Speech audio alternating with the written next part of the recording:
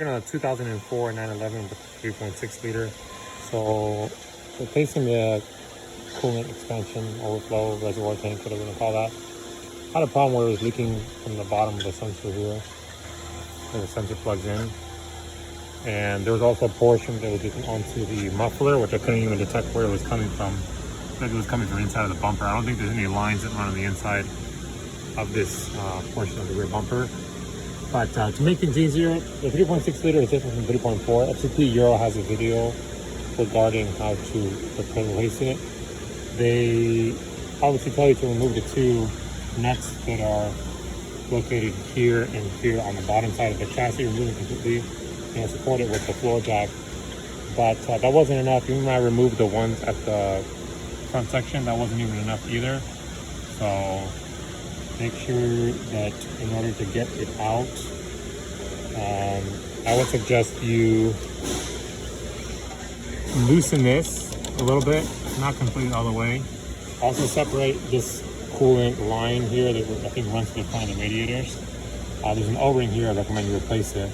This is a really pain in the ass. You're gonna need people to add a little indentation on here. There's one also on the bottom side. You're gonna need someone's help to pry from the bottom.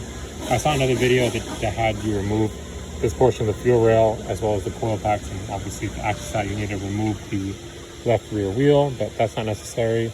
So be very gentle with it. The new unit doesn't come with that expansion overflow thingamajiggy pressure relief valve. It doesn't come with it installed, so make sure you install the two O-rings, the large and the smaller one, on there. And be very gentle. You know, with it, everything's plastic on these cars, so it will break, especially this three-way hose that feeds into the water pump.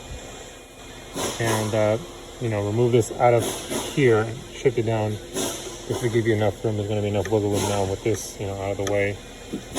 So that'll make things a lot easier.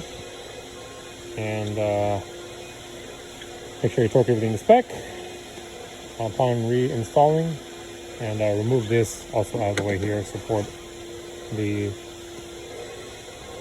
trunk lid so that you have enough room to wiggle everything out without breaking anything else. And I also disconnected this for the alternator as well, so you can undo the battery if you'd like.